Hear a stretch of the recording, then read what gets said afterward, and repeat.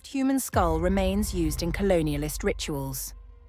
Decades-long use of chalice at Worcester College highlights violent colonial history of looted human remains, says Prof. Dan Hicks. Oxford academics drank from a chalice made from a human skull, rumoured to belong to an enslaved Caribbean woman, for decades, a book has revealed. The skull cup, fashioned from a sawn-off and polished brain case adorned with a silver rim and stand, was used regularly at formal dinners at Worcester College, Oxford, until 2015, according to Prof. Dan Hicks, the curator of world archaeology at the university's Pitt Rivers Museum. Hicks, whose forthcoming book, Every Monument Will Fall, explores the violent colonial history of looted human remains, said the cup was also used to serve chocolates after it began to leak wine. The archaeologist said mounting disquiet among fellows and guests about the shameful history of the skull put an end to the senior common room ritual. In 2019, the college invited Hicks to investigate the skull's origins and how it became what he calls some sick variety of tableware. Hicks said debates about the legacy of colonialism usually focused on how the prominent Britons who profited from it, such as Cecil Rhodes or Edward Colston, had been memorialised by statues, objects or institutions bearing their names. But he wanted to show how the identities of the victims of colonial rule had often been erased from history because due to racist ideas of British cultural and white supremacy, they were not considered noteworthy. The dehumanisation and destruction of identities was part of the violence, the archaeologist added. Hicks found no record of the person whose remains the skull cup was made from, although carbon dating showed the skull is about 225 years old. Its size and circumstantial evidence suggest it came from the Caribbean and possibly belonged to an enslaved woman, he added.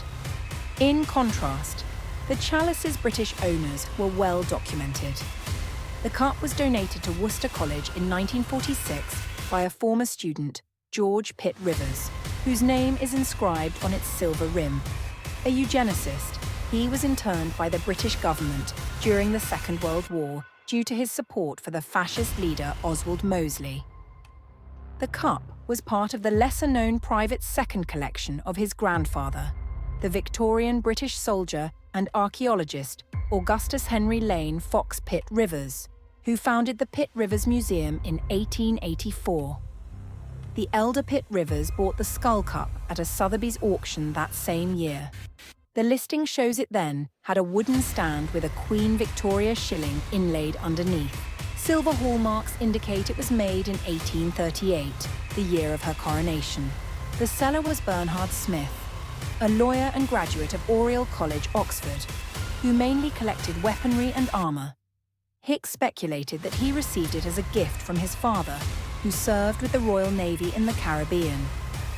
The Labour MP Belle Ribeiro Addy, chair of the all-party parliamentary group on African reparations, said, "It is sickening to think of Oxford dons, sitting in this bastion of privilege, itself enriched by the proceeds of centuries of colonial violence and extraction, swilling drink out of a human skull that may have belonged to an enslaved person and has been so little valued that it has been turned into an object."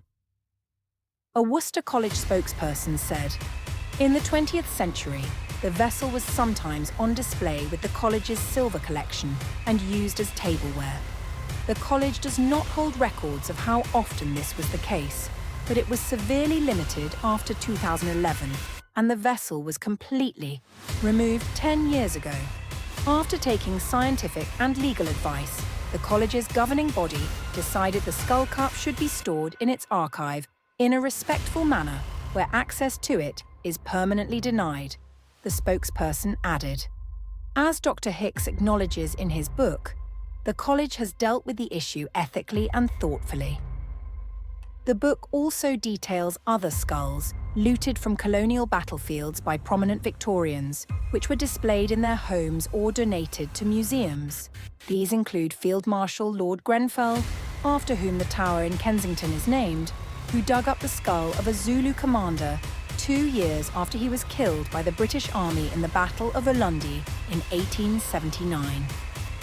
Historical collections of human remains from enslaved people, often held by universities and museums, were rooted in scientific racism, institutional prestige, and disrespect for human dignity.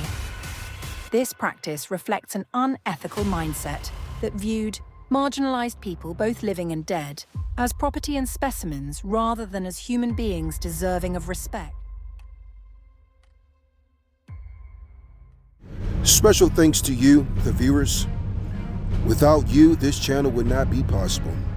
And due to heavy censorship on this part of the internet, please show your support by pledging or donating $1 or whatever you can to help this channel grow.